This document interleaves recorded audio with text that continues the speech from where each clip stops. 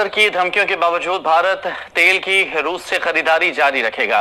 अगस्त में भारत के दो शीर्ष राजनयिक चेहरे एनएसए अजीत डोभाल और विदेश मंत्री S Jaishankar back to back रूस जा रहे हैं। India, given that India has continued to buy oil from Russia, talk about the impact of being at this impasse, specifically with a country as large as India. सदर Trump के बयान के बाद भी हुकूमती पॉलिसी में कोई तब्दीली नहीं लाई गई और न ही तेल की कंपनियों को ये कहा गया है कि वो रूसी तेल खरीदना बंद कर दें। ऐसा बहुत कम होता है कि दो बड़े दिग्गज नेता, मतलब the top 5 out of the top 5 एक साथ एक देश जाएं। अगर कहीं जा रहे हैं तो डेफिनेटली कुछ बड़ा होने की गुंजाइश लग रही है। भारत ने अमेरिका को एब्सोल्युटली नॉट कह दिया है और ये भी कहा जा रहा है कि पाकिस्तान को भारत से अपनी खारजा पॉलिसी को कुछ सीखना होगा। ये बहस क्यों जेर गर्दिश है और क्यों कुछ हमारे जो पाकिस्तानी हैं वो भी गैर इरादी तौर के अंदर इस बहस के अंदर शामिल हो चुके हैं। मीर यार बलोच ने यह भी कहा है कि इस क्षेत्र में विशाल तेल और खनिज भंडारों को लेकर ट्रंप को पूरी तरह से गुमराह किया गया है। हमारी जो खारजा पॉलिसी है वो वाशिंगटन से तो कम ड्राइव नहीं होती। हम अपनी खारजा पॉलिसी को खुद ही बनाते हैं और खुद ही तरतीब देते हैं और किसके साथ हमें कैसे ताल्लुकात रखने हैं ये हमें कोई ना सिखाए। ये भारत को बड़ी बाखूबी तौर के ऊपर पता है। वो तो यही चाहते हैं ना कि जो कंट्री भी हो वो उनके हिसाब से चले, चाहे वो पाकिस्तान हो चाहे हिंदुस्तान हो।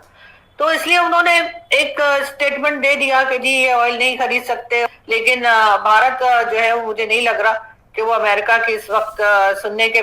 भारत ने अमेरिका को एब्सोल्युटली नॉट कह दिया है और ये भी कहा जा रहा है कि पाकिस्तान को भारत से अपनी खारजा पॉलिसी को कुछ सीखना होगा। ये बहस क्यों जेर गर्दिश है और क्यों कुछ हमारे जो पाकिस्तानी हैं वो भी गैर इरादी तौर के अंदर इस बहस के अंदर शामिल हो चुके हैं। मामला कुछ यूं है कि जब से रशिया और यूक्रेन की जंग जारी उसारी है उसके बाद मगरबी दुनिया की जानिब से और अमेरिका की जानिब से भरपूर ये कोशिश की गई कि किसी तरह हम रशिया की जो मईशत है उसे किसी हद तक हम काबू कर लें। उसके बाद पाबंदियां भी लगाई गई, टैरिफ भी आयद किया गया। मगर 3 से 4 साल गुजर जाने के बावजूद भी रशिया की जो मईशत है वो उस तरह से कमजोर नहीं कर सके, क्योंकि मगरिब का और अमेरिका का ये कहीं ना कहीं नैरेटिव मौजूद है कि जैसे ईरान के ऊपर इल्जाम लगाया जाता है कि वो अपनी तेल की जो मार्केट है उसे वो अपने न्यूक्लियर के लिए इस्तेमाल करता है। बिल्कुल ऐसे ही रशिया से मुतल्लिक भी मगरबी दुनिया और अमेरिका का यही मौकफ है। अब देखा यह जाए कि भारत जो है वो तेल का सबसे बड़ा यानी दुनिया की तीसरा वो मुल्क है जो तेल का सबसे बड़ा खरीदार है रशिया के समुद्री तेल का। इसमें जो 2025 की जो पहली छमाही रिपोर्ट हमारे सामने आती है उसके मुताबिक क्या है कि जो भारत की रिफाइनरीज हैं उसके अंदर सरकारी भी हैं, जो निजी हैं वो भी हैं, उनके नाम भी मैं आपके सामने रखूंगा।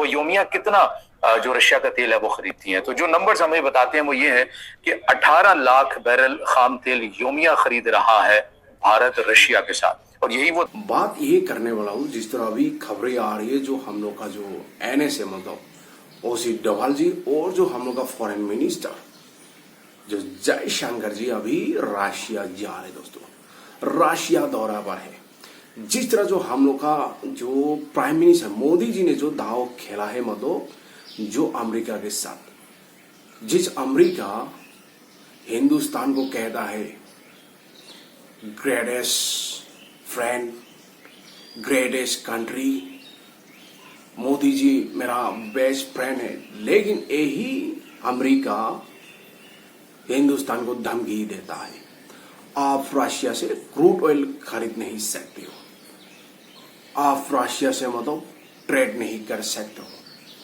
अगर करेगा तो हम आप पर टैरिफ लगा दूंगा।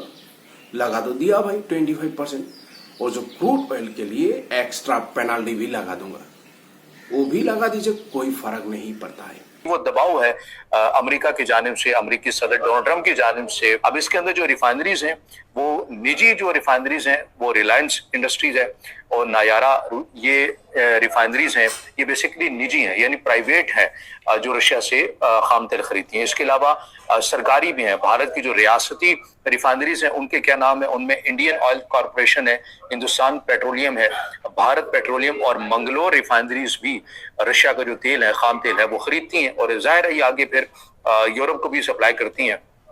ये जो भारत की सरकारी रिफाइनरीज हैं ये 40% खरीदती हैं और 60% जो है वो प्राइवेट जो रिफाइनरीज हैं भारत की वो खरीदती हैं। अब अमेरिका क्या चाहता है? अमेरिका ये चाहता है कि भाई आप ये रशिया से तेल नहीं खरीदेंगे।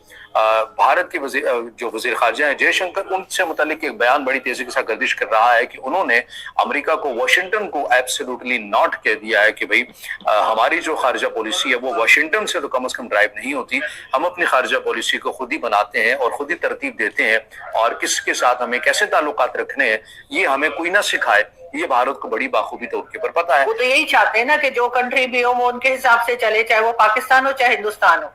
तो इसलिए उन्होंने एक स्टेटमेंट दे दिया कि जी ये ऑयल नहीं खरीद सकते, और ऑयल लिया तो सैंक्शंस लगा देंगे। ये उन्होंने 4 बार पोर्ट के टाइम पर भी यही बात की थी ईरान को लेकर।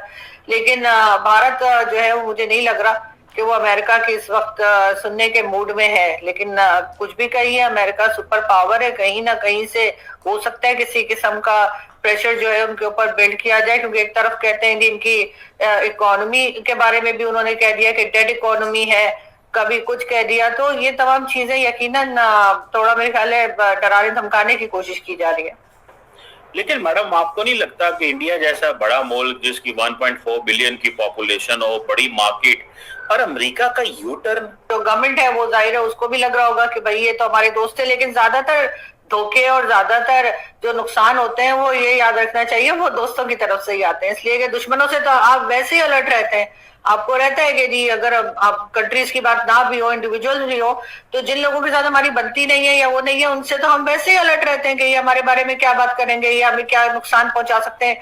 लेकिन दोस्तों के ऊपर तो आपको भरोसा होता है, उनके ऊपर तो आपको यकीन होता है कि ये तो हमारे बारे में ना कोई बात करेंगे ना हमें कोई नुकसान पहुंचाएंगे। तो जब वो नुकसान पहुंचाते हैं तो यकीनन इंसान या कंट्री जो है यकीनन बहुत डिस्टर्ब हुई होती होगी। लेकिन ये कि मेरा ख्याल है कि थोड़ा बहुत अंदाजा काफी पहले से इन लोगों को हो गया होगा और कुछ ना कुछ अंदर चल रहा होता है। जैसे आप जानते हैं कि एक कुछ खबरें ऐसी होती है जो बाहर नहीं आती, लेकिन गवर्नमेंट टू गवर्नमेंट जो है वो पता लग रहा होता है। जिस वक्त चाबहार पोर्ट पे काम शुरू किया था भारत ने, उस वक्त भी अमेरिका ने कहा था कि जी आप वहां काम नहीं कर सकते। तो पाकिस्तान की भी जो ऑयल पाइपलाइन है उसके ऊपर भी बात की गई थी, तो पाकिस्तान तो खैर रुक गया और पाइपलाइन पे काम उस तरह से नहीं हो सका जैसे होना चाहिए था, जैसे ईरान चाहता है। मोदी साहब ट्रंप की इस चीज को नहीं मान रहे कि उन्होंने सीज फायर में किरदार अदा किया। ऐसा बहुत कम होता है कि 2 बड़े दिग्गज नेता, मतलब तो top 5 out of the top 5 एक साथ एक देश जाए।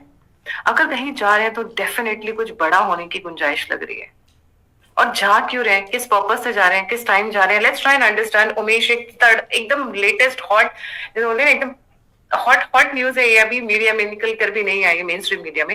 Let's get started Umesh, a very warm welcome on the show. जी ऐसे आराम गायत्री, देखिए गायत्री जी, रिपोर्ट्स आ रही है कि नेशनल सिक्योरिटी एडवाइजर डोवाल साहब और फॉरेन मिनिस्टर जयशंकर साहब दोनों रशिया जाने वाले हैं। लेकिन अमेरिका यही सोच रहा था अगर हिंदुस्तान को ऐसे धमकी दूंगा, मतलब गिदर भग की धमकी दूंगा, हिंदुस्तान डर जाएगा, हिंदुस्तान चुप कर बैठा रहेगा। लेकिन हिंदुस्तान बैठने वाला नहीं है और हिंदुस्तान ने उसको जवाब दे दिया। दोस्तों, अभी जिस तरह अभी हम लोग का प्राइम मिनिस्टर जी मोदी जी ने जिस तरह अभी दाव खेला है भाई अमेरिका के साथ, हम डरने वाला नहीं है और अमेरिका को ये सिग्नल दे दिया। जिस तरह अभी जो हम लोग का जो NSA डबल भी जा रहे और जो हम लोग का जो फॉरेन मिनिस्टर वो जयशंकर भी जा रहे दोस्तों। लेकिन ये अमेरिका शायद कभी सपने में भी सोचा नहीं था ये नई भारत है भाई, ये डरने वाला भारत नहीं है। और जो ये अमेरिका यही सोच रहा था हम जो कहेंगे वही करेगा, जो ये लोग पाकिस्तान के साथ करता है। अरे भाई, पाकिस्तान के साथ हिंदुस्तान का कोई कंपैरिजन नहीं होता है। हिंदुस्तान आज दुनिया का चौथा अर्थव्यवस्था, कहा पाकिस्तान एक भिखारी मुल्क है। हाँ, पाकिस्तान का जब भी पैसा देगा वो नाचेगा भाई, वो नाचेगा। कभी वो चाइना का गोद में बेच जाता है, कभी अमेरिका की गोद में बेच जाता है, कभी UAE की गोद में बेच जाता है। जो ज्यादा पैसा देता है पाकिस्तानी वही करता है भाई। मतलब अमेरिका ये पाकिस्तानी सोच रहा था हिंदुस्तान को ऐसे कहूंगा ऐसे करेगा। अरे भाई, हिंदुस्तान चुप के बैठने वाला नहीं है, हिंदुस्तान जवाब देने वाला, और हिंदुस्तान ने जवाब दे दिया भाई। हम लोग का जो फॉरेन मिनिस्टर का अभी जो स्टेटमेंट आया है, क्या कहा भाई, देश के हित के लिए, देश के फायदा के लिए, और जो हम लोग का सिविलियन का हम रशिया से क्रूड ऑयल खरीदेंगे भाई।